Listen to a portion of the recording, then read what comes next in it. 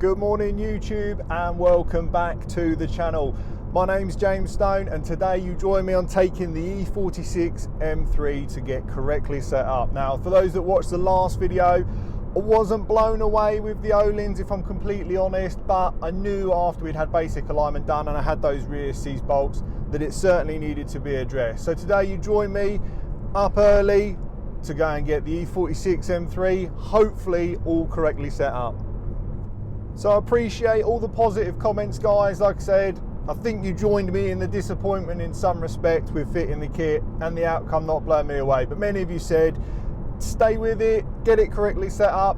I had some great suggestions from you guys. I did send quite a few messages out to different specialists. I was quite surprised that I didn't receive a reply to one in particular.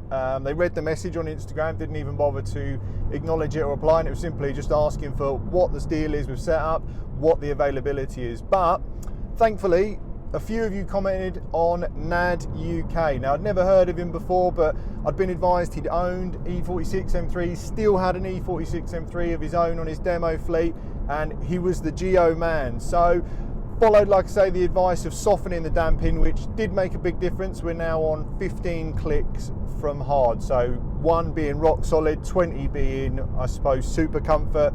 So 15, it does feel a lot more compliant on the road. Again, I still wasn't blown away, but it's definitely more manageable on the more choppier road surfaces that we do unfortunately have in the UK. But like I say, in today's video, we'll be going to visit NAD and fingers crossed he can resolve this really twitchy rear end that I was complaining about. Even if I can just get it back to where it was before, where I actually trusted the car mid-bend, it'd be great. So stay tuned and we'll make the 55-mile journey now to go and visit NAD.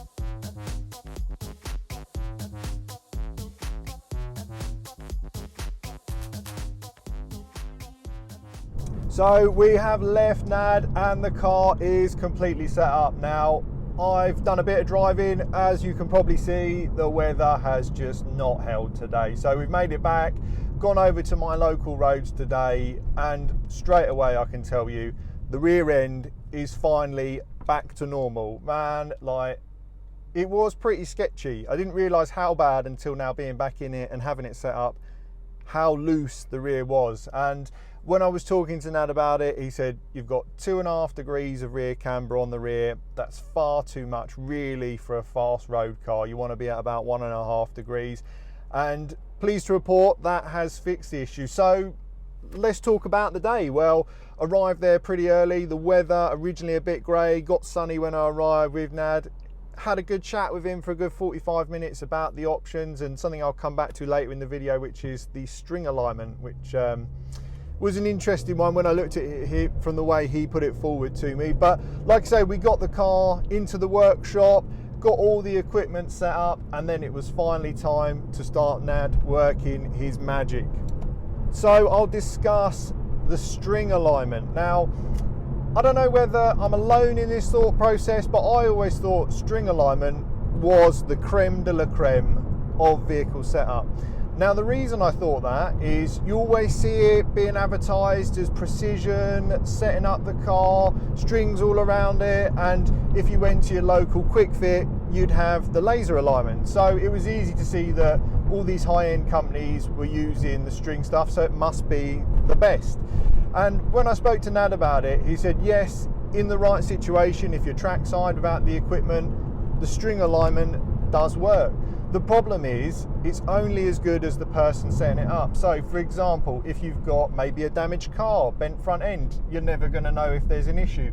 If you've got someone who doesn't really know what they're doing, unlike laser alignment, you get a print off. I'll lay my print off now of when the car came in and when it left. With string alignment, that's guys word of mouth. That's not saying that there's factual evidence that that car has been set up to what you have requested. So that was an interesting spin on it. And he said to me, look, I've got a string alignment kit. If we wanted to do it, we could, but it's going to take a long time. We're not going to be able to do the camber quickly. We're not going to be able to look at the caster. It's just going to be for toe alignment. And that's where it really comes into its own when you're out in the field and you haven't got the equipment to hand, or you don't want to be lugging all that equipment around, that it does work well on a car that you know is straight. So yeah, I mean, I guess that changed my outlook on it, because I was very much, I would always go and get the car for the string alignment when I first started inquiring.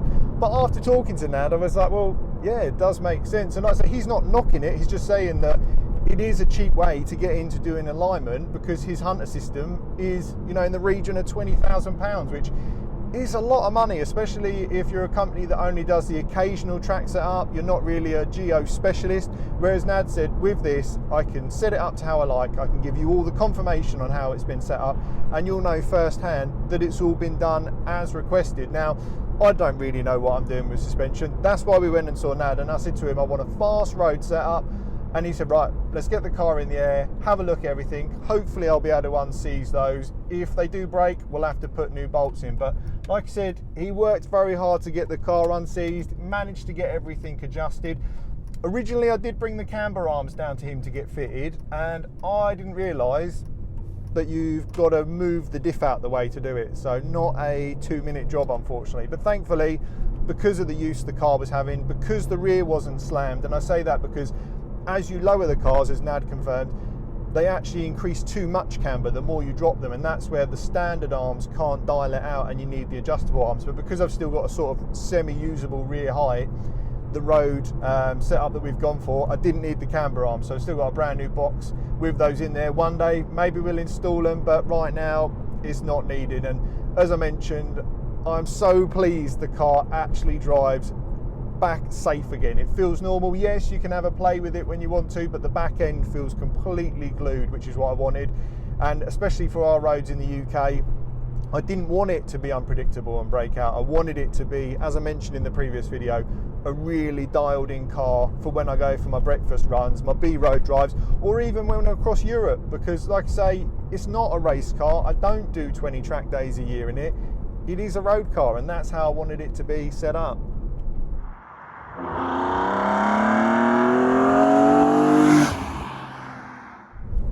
When I was speaking to NAD, I did say to him that I've got the standard top mounts, I want to keep the standard top mounts. And more than one of you commented on the video saying, well, why was I keeping the standard top mounts? Why didn't I want to fit the Öhlins or another brand of solid top mount? And to be honest with you, it stems back to when I had my Renault Sport Clios. I fitted coilovers with solid top mounts, and I ran them with the standard top mounts, and I couldn't believe just how crashy they were for a road car. And as I previously said in this video, it's not a race car. I don't want to go every bump and smash my teeth out, hence the reason I went for the Ohlins, because it was seen as more of a fast road entry-level track kit. And he said, look, got some good news. I can make some slight modifications. We can squeeze 2 degrees camber out the front on the standard top mounts, and like I say, you've still got the comfort with a fast road alignment. And he did that. I mean, the speed he worked at, to be honest with you, it was me slowing him down because I was waffling and asking him every black magic suspension question out there.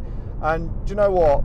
Just really relieved that the car is driving as I hoped. Now, I say as I hoped after we fitted the kit, where I actually momentarily with that rear end thought I'd made it worse.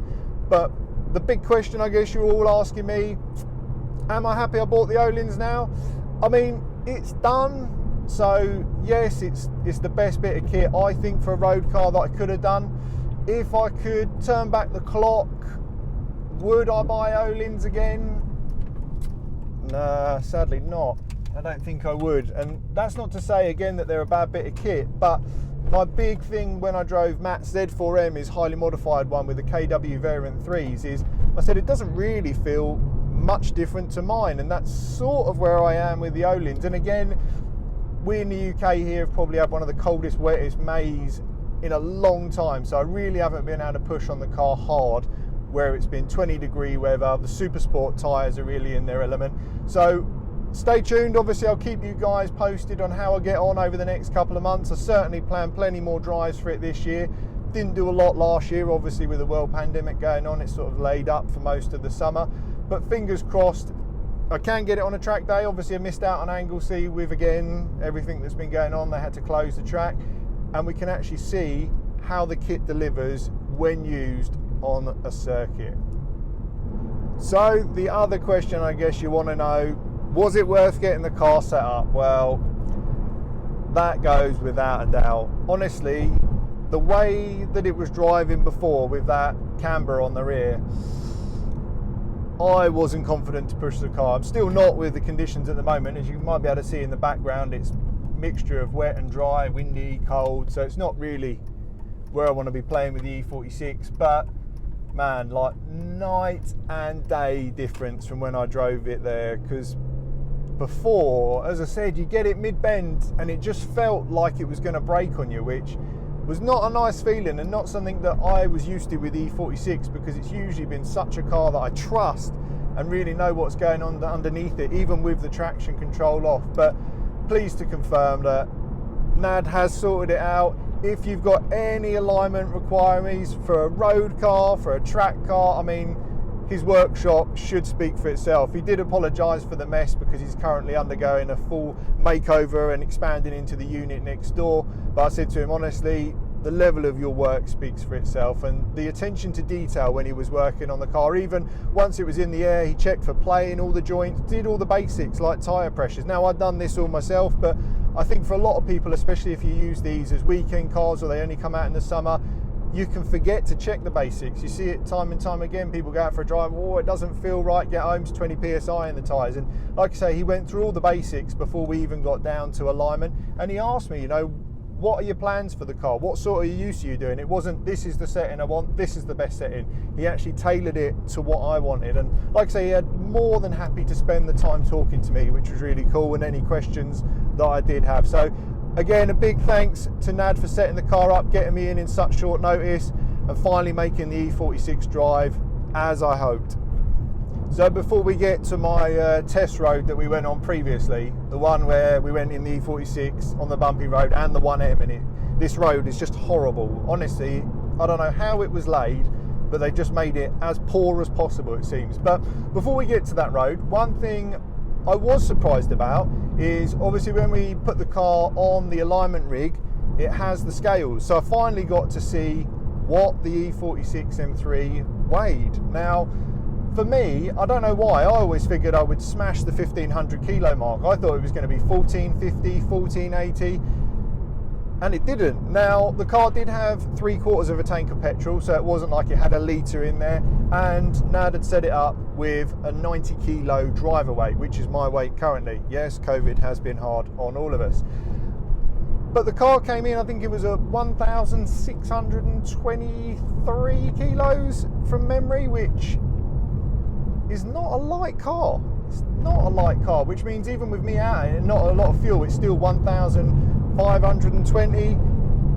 And I was really hoping it was going to be a little light car. It does feel a lot lighter than the E92, so I dread to think what that weighs. But yeah, I was quite surprised at that. About 40-50 kilos heavier than I thought it was.